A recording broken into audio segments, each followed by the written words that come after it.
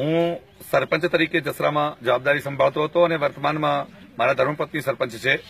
આમ 2015માં પણ જસરામાં ભારે પૂર અને અતિવૃષ્ટિના કારણે બહુ ભયંકર નુકસાન થયેલું હતું.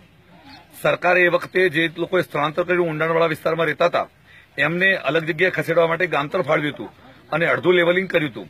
એમને કોલોની બનાવી આપવાનું આનંદીબેનની સરકારે કહ્યું હતું, પરંતુ રૂપાણી સાહેબની સરકાર આવતા આ લોકોને કોલોની બનાવી આપવામાં આવેલ નથી, એ લોકોને પ્લોટ ફાળવેલ નથી અને મકાનના પૈસા પણ ફાળવેલ નથી. અને એના પરિણામે આ લોકોની આ ફરીથી પરિસ્થિતિ પેદા થઈ છે અને લોકોએ ઘરબાર છોડવું પડ્યું છે. એનું પાપના ભાગીદાર રૂપાણી સાહેબની ગુજરાતની સરકાર છે કે એમના પાપે આ લોકોએ ફરીથી ભોગવવાનો વારો આવે છે. જસરામાં અત્યારે 150 થી 200 કુટુંબોએ સ્થળાંતર કરેલ છે. કેટલાક કુટુંબોએ પ્રાથમિક શાળામાં તો કેટલાક કુટુંબોએ આ ઊંચાણવાળા ટેકરાના વિસ્તારમાં આશરો લીધો છે. એના સિવાયના બીજા કુટુંબોએ અલગ અલગ ઘરોમાં આશરો લીધો છે. લગભગ 700-800 જેટલા નાના મોટા પશુઓ, ઘેટા, બકરા અને ગાય, ભેંસ જેવા નાના વાછરડાઓ સહિતના ઘણા બધા પશુઓનો નિકાલ કરવાનો થાય છે. દુર્ગંધ ઉઠી ગઈ છે.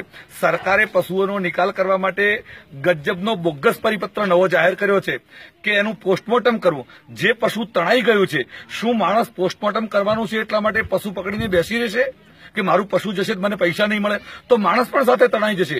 આવો તગલગી પરિપત્ર ગુજરાત સરકારે કરી અને લોકોને પડતા ઉપર પાટું મારી છે. અને સરકારની દોનત જ પૈસા આપવાની નથી એટલા માટે સરકારે એવું દુષ્કૃત્ય કર્યું છે. લોકો સાથે મસ્કરી અને મજાક પેદા કરી છે અને એના પરિણામે ગામમાં દુર્ગંધ ફાટી નીકળી છે. આજે 22 તારીખે વરસાદ ચાલુ થયો, 24 તારીખે પૂર આવ્યું, આજે 29 તારીખ સુધી હજુ સુધી પશુઓનો પૂરતો નિકાલ થઈ શક્યો નથી. જે પશુઓ દાટવામાં આવે છે એ પણ મશીનવાળાની બેદરકારીના કારણે ઉપર છલ્લા દાટી દેવામાં આવે છે અને જેના પરિણામે એ કૂતરા ફરીથી ફાડી ખાય છે અને દુર્ગંધ ફેલાવે છે. રોગચાળો મોટા પ્રમાણમાં ફાટી નીકળે એવી પૂરેપૂરી શક્યતાઓ અત્યારે રહેલી છે. આ દિલીપકુમાર રાણા સાહેબ માનનીય કલેક્ટરશ્રી છે તે ખૂબ સક્રિય છે, મામલતદાર સાહેબ પણ સક્રિય છે, પરંતુ ગુજરાત સરકારની દોનત નથી અને એના પરિણામે બોગસ પરિપત્રો કરે છે અને વહીવટીતંત્ર કામ કરી શકતું નથી. વહીવટીતંત્ર સક્રિય થયું છે એમાં કોઈ ના નથી, પરંતુ ગુજરાતની સરકારને પૈસા ચૂકવવા ન પડે એટલા માટે બોના બતાવવા માટે એવા આડાહવળા પરિપત્રો કરી અને લોકોને અડચણો પેદા કરવાનું કામ ગુજરાતની સરકાર કરી છે. હું પણ ભાજપનો કાર્યકર્તા છું, પરંતુ ના છૂટકે આ બળાપો કાઢવો પડે છે. લોકોની વેદનાના કારણે આ બળાપો કાઢી અને ભાજપની સરકારના વિરુદ્ધમાં ના છૂટકે મારે કહેવું પડે છે. આ પરિસ્થિતિ પેદા થઈ છે. ખૂબ ઝડપથી હજુ પણ સરકાર કરે, આ લોકોનું પુનઃવસન કરવા માટે ખૂબ ઝડપથી કાર્યવાહી કરે એવી સરકારને મારી પ્રાર્થના છે.